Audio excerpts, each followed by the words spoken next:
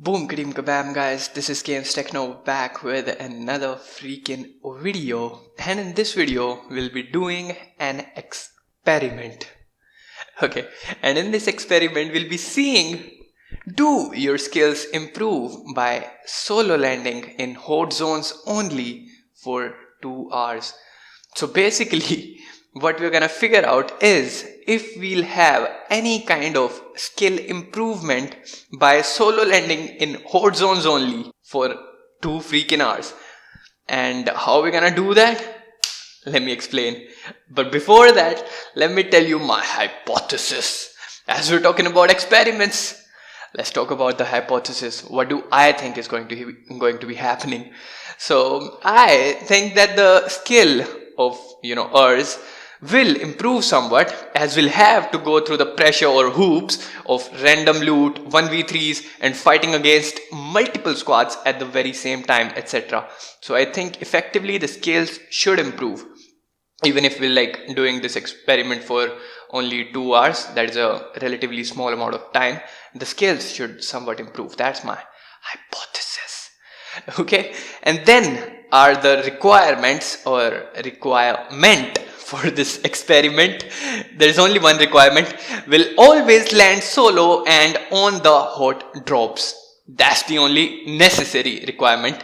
And now about some not so necessary requirements. A handkerchief, just in case you want to cry because you're landing solo and you'll be 1v3ing, sometimes 1v6ing, if that's even something. So yeah, I think you'll need a handkerchief if you want to try this experiment by yourself as well. And then the second not so necessary requirement is going to be muting your squad mates each match, just in case you don't want to inhale any toxicity. Because yeah, they'll be toxic when you're landing solo at the horde zones every freaking game. Oh man, I was extremely ready for that. That's why I muted him every freaking match. Now about the necessary requirement that I mentioned. We always land solo and on horde drops, though there is an issue with that. I always try to land solo and on the horde drops, but sometimes I can always land on the horde drops, but the teammates just want to join me for some reason. Sometimes they just want to join you there. Even if you're landing solo, they just want to land at the same place that you want to land. So I pretty much had no control over that. And of course you might say that I should not mark the location where I'm trying to land and all, but I just cannot land at the proper place in proper time if I don't mark it. So there's that. Now comes the procedure of our experiment and what were the steps that we followed to get the deductions that we're gonna get at the end of this video, or the conclusion, that is. Okay, so this was the procedure. It was pretty simple. Let's just go through it. Okay, first up, the procedure's first step was land at horde zones each and every match for 2 hours. So that's what I did, and I recorded, the 2 hours of gameplay. And then the second step, observe the damage done in each match and map it out on a graph. Now I also mapped out the kills in each match on a graph so that we can do something that we're going to talk about in the third step. So I basically, will calculate the damage done in each match and kills done in each freaking match, for the whole freaking 2 hours of session that we did in step 1. Now the step 3 was playing Apex for 2 hours again, but this time around we had no restriction over landing on the horde zones or solo landing, So without any solo landing or horde zone restriction, we played 2 hours of Apex Legends casually or normally we would. So there was that, we're doing this for the comparison purposes. And then the fourth step, we're gonna map the same kind of graph for the damage done in each match and kills gotten in each match, so that we can compare the results of these two freaking situations. One where we, always landed at the horde zones and dropped solo, and the second session where we did everything normally, and both of these sessions were 2 hours each. And then of course we're gonna compare the two graphs in the step 5 to see if our skills have improved or what has happened. Now my primary method of seeing the skills improvement is with the damage done. Now, damage done, in my opinion, is the best representative of how good your skills are in this game. I mean, people definitely play this game for placement sometimes, but I'm just not one of them.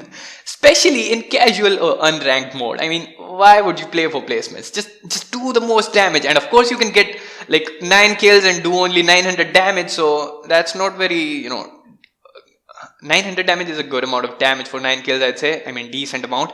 But of course you can do 400 damage and get 9 or 10 kills. So that's not a, kills as well are not a very good representative of your skill. Whereas, a very good representative of your skill is the damage done. Because, yeah, you see it, how many shots you hit. That's what that matters. In every freaking game, that's what your skill is. I think I fucked up the mic there. So that's what your skill is. Now, there is one more problem there, and after that we'll get into the, real good stuff about what we figured out after this experiment. Damage done can surely be inflated by finishing down players.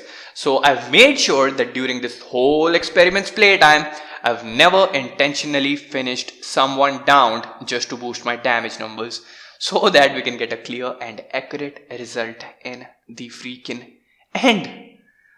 Now I've explained the procedure, and now I think I must show you some clips from the procedure that we followed. Some clips from my 4 hours of freaking gameplay. There you go.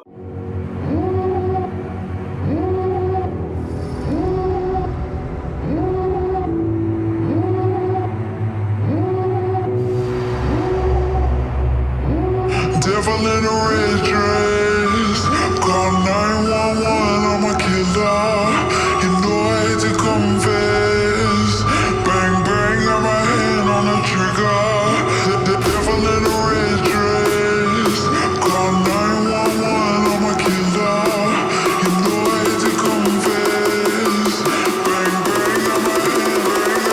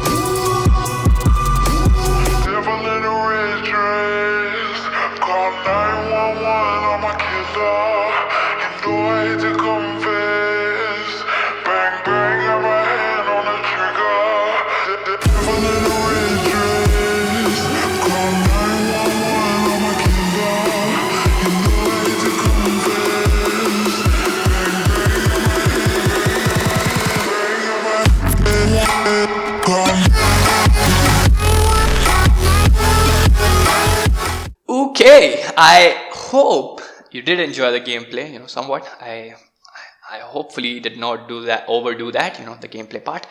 So now comes the results, baby. Let's go.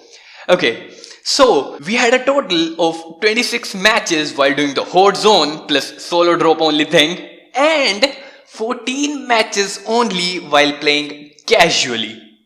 Now, the time period for both these sessions was exactly the same, that is 2 hours, and still we've got almost like half the matches in the later session. It straight away tells us that the casually or normally played matches were much longer than the horde and solo drop matches. And if you think about it, it does make total sense. As in the horde plus solo drops, you'd expect to die faster, as the situations in the early game are probably more hectic than casual, or casual plus with team drops. Because, it's going to be hectic when you're solo in a horde freaking drop and there's no teammates. Though, the ultimate question, that is, in what case did we get more damage or kills, primarily damage. But before checking the ultimate conclusion, we'll go through my graphs or charts that I've made pretty freaking quickly, so that we can compare the damage done and the kill count for the two freaking sessions. Let's just go through them. Okay, so looking at this beautifully odd kind of graph, you can see that the damage done in both the sessions, by the way, the damage done 1 is the damage when we landed solo, or damage done when we landed solo and at the horde zones, and the damage done 2, that is represented by the red color, is in the later session. That was the normal or casual session where we did not land at horde zones necessarily. So as you can see, this is looking quite close, but of course the number of matches in the later session or the red session is only 14, whereas compared to the first session or the horde zones only session, we had 26 freaking matches. Now, I mean, what can you tell after seeing this graph? It's just a freaking wicked graph. I mean, it just looks quite similar, if I am being honest. In some cases the blue one's damage is higher, and in some cases the red is higher. At the end the blue one is like having a freaking exponential increase, and so is the red one. So it's like at the end of each session I was playing my best. That tells me something, that after playing 2 hours of Apex Legends, your skill actually does improve, even if you're like playing it casually or horde zones or whatever. Your skill does improve over time, or over the time of a single session as well. So there's that. I mean, we can't tell very many things after seeing this. The graph is pretty resultless, I'd say, and of course we're gonna get to the total numbers about how much damage we totally did in the first session versus the second session, or the horde zones only session versus the normal session. But before that, let's just go to through the kills graph of this same freaking experiment. There it is, the kill count. Now the kill count definitely looks like it's more in the second case, where we landed normally, or casually, we played casually. In the horde drops, we did not get very many kills. That's what this graph simply tells us. Now comes the time for the absolute conclusion. Let's go and get it. As depicted by the charts quite a bit, not so much by the damage done but the kills. After totaling the damage number and kill count for each of these sessions, here is the final result. The amount of damage done in the solo launch plus horde zones only session comes out to be 6,999. It's almost 7,000 damage, along with 8 kills in total. Now the kill count is quite small in this case. On the other side, for the normal or trio drop sessions, the total damage done comes out to be 6,481, that is 6,481, and the total kills are 27.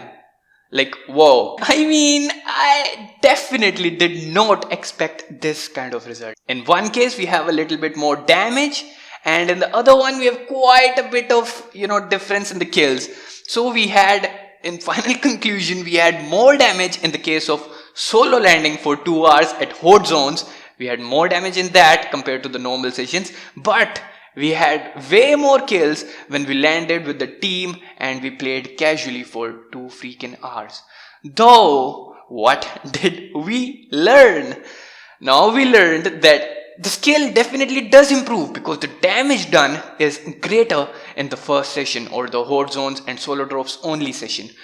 And of course, in that session when you're landing solo, there are like quite a bit of chances where you cannot complete your kills or get your kills. You just down the players and then you have to bail out of the area just to save your freaking booty. So that's why you do that. That's why the kill number is so low in that one. But the kill number is higher in the later session for the same freaking reason, because you've got your team to back you up to get your freaking kills. And then also you come to know that if you want to get the most number of kills, you should play with your freaking team and you should play casually. If the only two options are duo drop only with your only freaking self, that is solo, or normally play with your freaking team. Now, was my hypothesis correct? I definitely think that my hypothesis was correct, because we somewhat, that's what I said in the beginning, we somewhat improved our skill by landing solo every game. Of course, we did it for only 2 hours, landing at horde zones, that is. And if we increase the amount of time, definitely I think our skill is going to improve.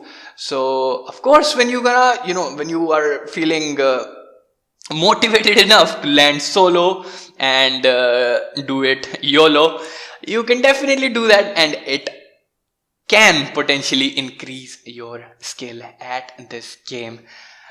That is it. Bye bye.